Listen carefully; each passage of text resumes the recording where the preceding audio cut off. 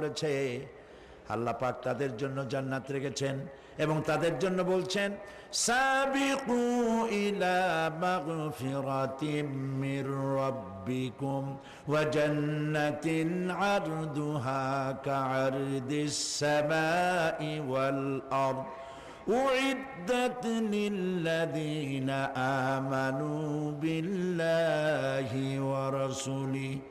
আল্লাহ পাক বলেন প্রতিযোগিতা করো আল্লাহর মাগফিরাত কামনার জন্য আর জান্নাতে যাওয়ার জন্য প্রতিযোগিতা করো, আল্লাহর রহমত পাওয়ার জন্য সৎ কাজের প্রতিযোগিতা করো, তাহলে আল্লাহ রাব্বুল আলামিন তোমাদেরকে ক্ষমা করবেন আর তোমাদের জন্য এমন জান্নাত দিবেন যেই জান্নাত আকাশের বিশালতার জমিনের বিশালতার মতো।